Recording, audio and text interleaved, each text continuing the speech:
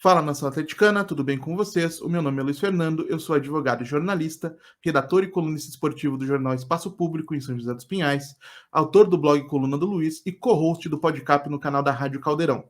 Sejam muito bem-vindos ao canal Palavra de Atleticano. A ideia nessa plataforma é trocar uma ideia com vocês diariamente ou quase diariamente sobre as notícias envolvendo o Atlético, fazer análises pré e pós-jogos durante a temporada, falar sobre possíveis contratações. Enfim, tudo aquilo que envolver o Atlético Paranaense vocês vão encontrar sendo informado e comentado aqui no canal Palavra de Atleticano.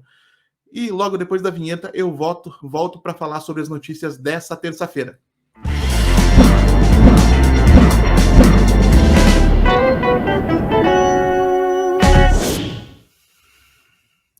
Primeira notícia dessa terça-feira, dia 29 de novembro, é que o Vasco da Gama tem interesse na contratação do lateral direito Kelvin. Essa informação foi dada no portal ge.com, em matéria assinada pela jornalista Nadia Mawad, tá? Bastante conhecida aí do público paranaense, merecidamente começando a se destacar na imprensa nacional. A informação é que o Vasco tem interesse no Kelvin, tem aprovação da 777 para investir na contratação do jogador, mas a própria jornalista informa na matéria que o Atlético não tem interesse em negociar o Kelvin para o mercado nacional, em uma decisão que, a meu ver, é bastante acertada. O Kelvin terminou a temporada em alta, com algumas pessoas falando, inclusive, em convocação para a seleção brasileira. O próprio Filipão tem uma avaliação de que o Kelvin pode chegar a ser um lateral de seleção. É titular absoluto, à frente aí do Madison, que deve ter a contratação confirmada nos próximos dias. Tem idade ainda para sonhar com o mercado europeu e, nesse caso, seria negociado para fora do Brasil por um valor que o Vasco, mesmo com o aporte financeiro da 777, possivelmente não teria condições de igualar.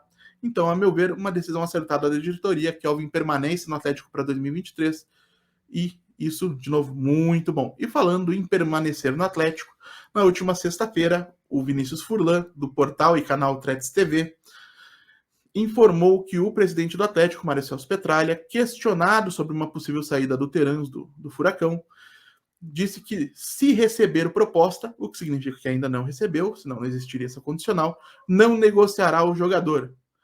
Então, a princípio, a não ser que surja alguma super proposta do mercado externo, o Terans deve defender o Atlético Paranaense na temporada 2023. E falando em temporada 2023, quem deve voltar ao Atlético Paranaense é o zagueiro Luan Patrick, destaque das categorias de base do Furacão, com passagens pelas seleções de base do Brasil. Esteve emprestado ao América Mineiro em 2022, disputou 12 jogos, 11 deles como titular, foi aproveitado inclusive como lateral direito em algumas ocasiões, mas não conseguiu se consolidar no América Mineiro como a gente imaginava que ele poderia, considerando a capacidade e potencial técnico que o jogador demonstrou nas categorias de base. Sob um ponto de vista técnico, uma decisão que faz sentido. O Luan realmente não demonstrou no Coelho futebol suficiente para ser reintegrado ao elenco do Atlético, como foi o Zé Ivaldo no Cruzeiro, por exemplo.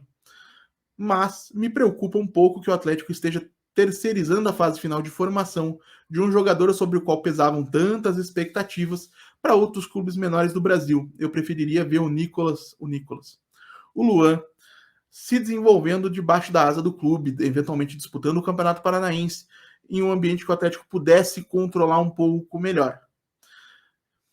Agora sim, vamos falar de Nicolas. Nicolas, lateral esquerdo, formado pelas categorias de base do Atlético, esteve no Grêmio durante essa temporada, foi um dos destaques do Grêmio na campanha que terminou com o acesso da Série B para a Série A.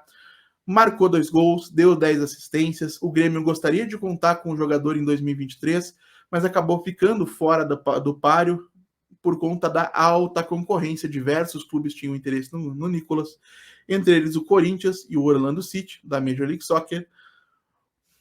E o Nicolas acabou sendo contratado, ou acabará sendo contratado, pelo América Mineiro, que foi quem apresentou a melhor proposta, embora os valores não tenham sido ainda divulgados. O Atlético manterá 40% dos direitos econômicos aí visando uma futura venda. Eu gostaria de ter visto o Nicolas com a camisa do Atlético em 2023, acho que mostrou uma boa capacidade defendendo o Grêmio e em 2021 foi útil ao próprio Atlético, às vezes atuando até como zagueiro. Mas sei que a torcida não tem muita simpatia pelo jogador, que oscilou muito de desempenho, e gostaria de saber a opinião de vocês. O que vocês gostariam ou teriam feito com o Nicolas se a decisão fosse de vocês? Novo empréstimo, uma venda, teriam reintegrado? O que valeria mais a pena para o Furacão? E por último, mas não menos importante, quem comandará o Atlético Paranaense na Copa São Paulo de Futebol Júnior é Juca Antonello, informação da Monique Vilela. Juca Antonello, ex-auxiliar técnico do Ceará, que comandou o Vozão na reta final do Campeonato Brasileiro de 2022, quando o clube já se encaminhava para um rebaixamento, que acabou se confirmando, deixou o clube cearense ao final do Brasileirão para se juntar ao Atlético Paranaense e trabalhar nas categorias de base. Vai ser o responsável por conduzir o Furacãozinho na Copinha. Copinha que a gente sabe que é uma competição importantíssima para medir a qualidade das categorias de base e que as categorias de base são uma parte muito importante do projeto esportivo do Atlético. Então vamos ficar de olho, boa sorte para o Juca e para a molecada lá em São Paulo. E é isso, gente. Eu agradeço a atenção e a paciência de vocês. Peço que se inscrevam no canal, deixem o like, compartilhem o vídeo nas redes sociais para que mais gente possa conhecer esse projeto. Muito obrigado, até a próxima e até mais.